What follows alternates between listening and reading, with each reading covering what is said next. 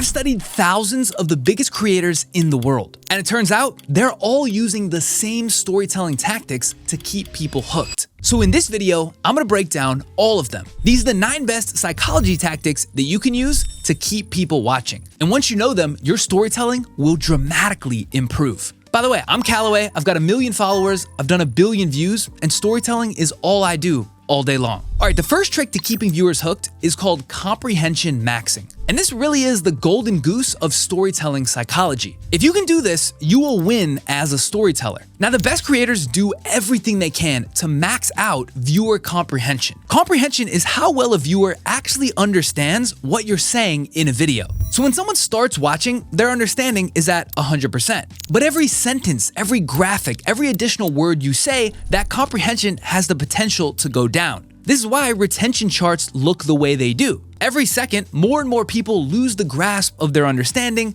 get confused, and then they bounce. When a viewer gets confused, this is called comprehension loss. They're literally losing an understanding of what you're saying. And when this happens enough time in the video, they just stop watching because nobody likes being confused. Now, the easiest way to increase comprehension is with visual matching. This means pairing your words with the right visual so the viewer can complete the comprehension puzzle in their own head. The better the visuals match the words, the more comprehension will go up. And to show you what I mean, I want you to watch the intro to this video from Mr. Beast. Behind me are 100 circles with 100 people inside of them. I don't care if this takes weeks, months, or even a year. The last one of you to leave your circle wins that $500,000. Now, Jimmy is one of the best in the world at this. He says, behind me are 100 circles with 100 people inside them. And then he literally shows you the 100 circles zooming out with 100 people in them. Then he says, I don't care if this takes weeks, months, or even a year. And then shows a sped up time lapse from the outside with seasons changing and snow altering on the mountains. These are examples of matching the best possible visual with the sentence he's saying. And if you think this is happening by accident, it isn't. His team spends hours meticulously matching the visual shot selection to go with his words. And it seems simple, but doing this right increases comprehension dramatically. And when comprehension goes up, the viewer stays hooked. And so the tactical approach is for you to ask yourself, for every sentence I'm saying, what is the best possible visual I could be using to increase understanding? Sometimes no visual is best, but almost always there's something you can add to increase comprehension and decrease confusion. By the way, if you like the way I do my visuals in these videos, I have a link to my editors in the description. All right, the second tip for hooking viewers is to use hawk-eye narratives when you're structuring your story flow. If you think about a hawk, it surveys the world from high in the sky, and then when it sees food, it dives down to go get it. The best stories work in the same way, broad and then deep. This is why almost all movie scenes start out with establishing shots first, before zooming into the character and starting the action. It's easier for viewers to buy into the plot and relate to the stakes if they have the broader context first. If you watch the scene from Interstellar by Christopher Nolan, you'll get exactly what I mean.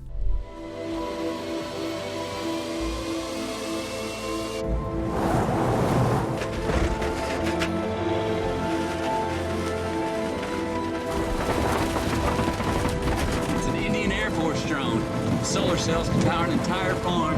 Take the wheel, Tom.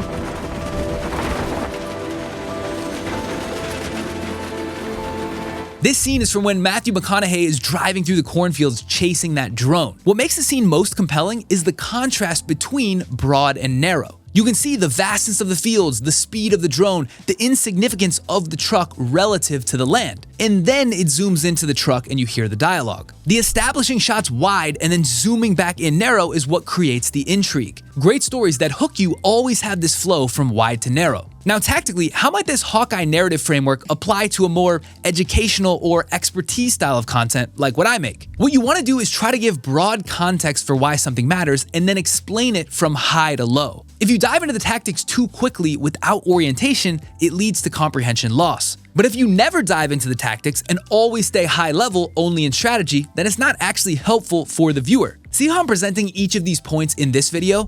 It's context, then theory, then examples with tactics, broad to narrow. This is a better way to order information and it will hook viewers more. All right, now before we keep going, if you like the way I explain things and you want more breakdowns of other parts of content like this, storytelling, but also editing and ideas and packaging, I host a free content community called Wavy World. And we have over 15,000 creators and entrepreneurs all working together to try to improve their content. I've got a free invite link in the description for you if you want to join. All All right, now another tactic the best creators use to maximize retention is explaining complex concepts using visual examples and metaphors. This is such a hack if you can get your brain to think in this way. Visual examples work because they give a viewer a second chance to understand the concept in a real-world setting. You say something once and then you show it a second time in a different way. And yep, when you do this, it significantly increases the comprehension of what you're saying. A good example of this is the way I've presented this video so far. I share a tip, but then I re-explain that tip using a complementary visual, something that makes it easier to see the learning in action. Now, tactically, if you want to get better at thinking in metaphors, it can be super helpful to look at the world around you and try to relate things to one another. For example, if I was trying to explain the flow of storytelling, I might think about a wave in the ocean. The tide comes in and out, tension builds and release, just like the flow of a story.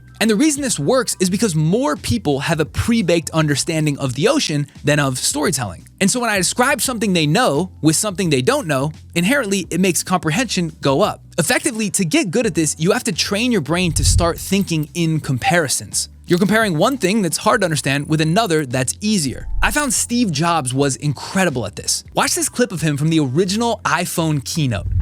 Why do we need a revolutionary user interface? I mean, here's 4 smartphones, right? Motorola Q, the BlackBerry, Palm Treo, Nokia E62, the usual suspects. And what's wrong with their user interfaces? Well, the problem with them is really sort of in the bottom 40 there. It's this stuff right here. They all have these keyboards that are there whether you need them or not to be there. And they all have these control buttons that are fixed in plastic and are the same for every application. Well, every application wants a slightly different user interface, a slightly optimized set of buttons just for it. And what happens if you think of a great idea 6 months from now? You can't run around and add a button to these things, they're already shipped. So what do? It turns out we have solved it. We solved it in computers 20 years ago. We solved it with a bitmap screen that could display anything we want, put any user interface up, and a pointing device. We solved it with the mouse. So how are we going to take this to a mobile device?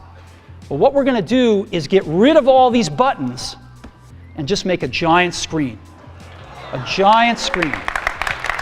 Now, how are we going to communicate this? We don't want to carry around a mouse, right? So what are we going to do? Oh, a stylus, right? We're going to use a stylus. No. No.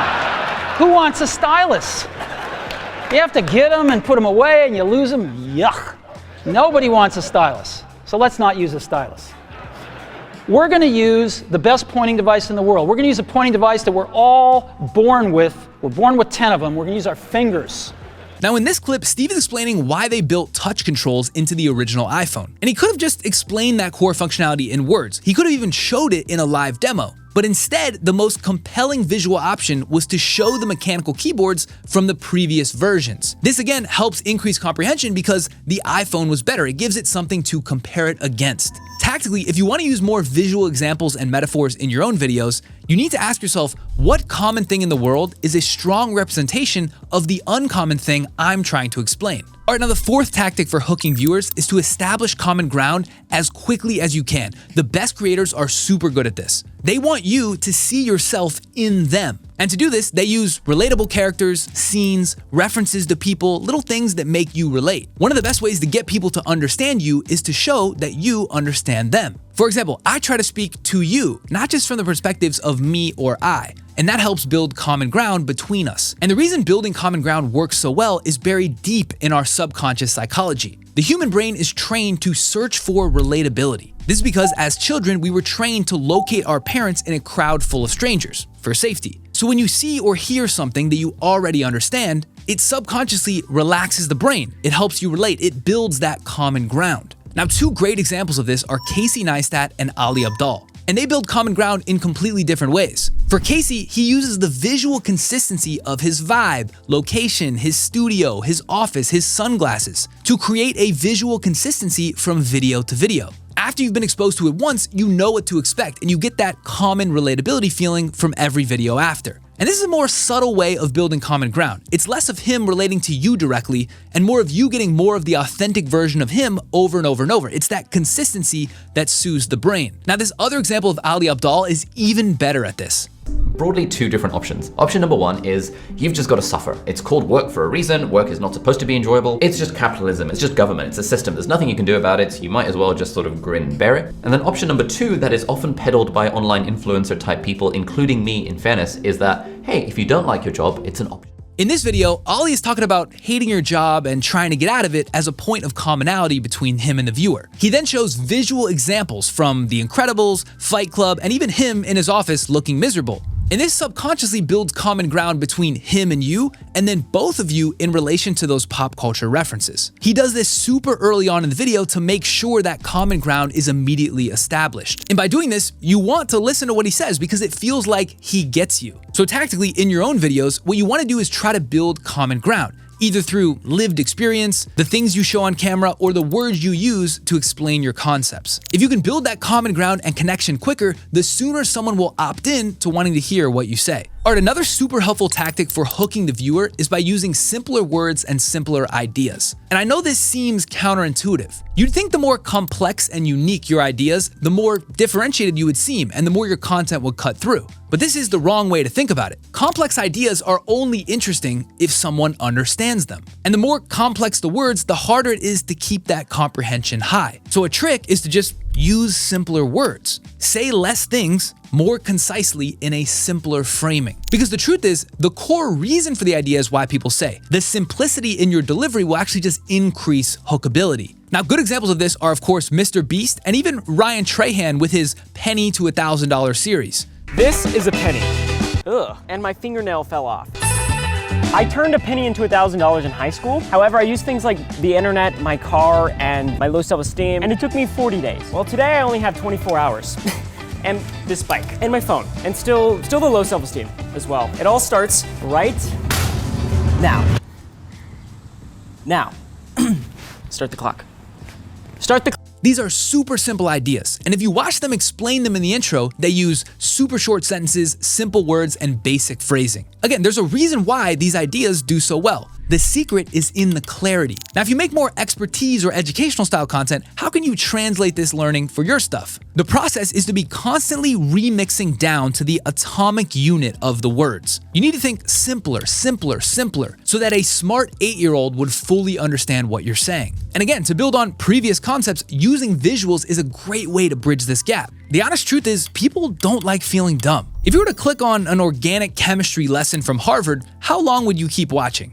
Not very long. It's because most people wouldn't understand what they're saying. The complexity of the topics create confusion, and nobody likes that. The simpler and clearer, the better. Trust me. All right, the sixth tip for hooking viewers is by using a visual stun gun. And this is a super powerful concept if you can understand it. I view visuals in two ways. One way is to increase comprehension, and the other is to use a visual stun gun to hold attention just long enough to make your point. The best creators use visual matching for the comprehension and then visual switching for the stun gun. Visual switching is just the speed with which visuals change on the screen. And there's a sweet spot of visual pacing that keeps the viewer's subconscious brain busy without being overwhelmed. And I think of this like a stun gun. I don't want to overwhelm you, I just want to stun you long enough to hold your attention. Now, someone that does this really well on the slower end is MKBHD. He has a super relaxed, not over-the-top editing style. And when you study the pacing of his switches on the timeline, you can tell it's designed to be just fast enough to hold your attention. Someone who does this on the fast end is Mr. Whosetheboss. And I wouldn't go any faster or crazier than he does because really the editing trend is to slow down.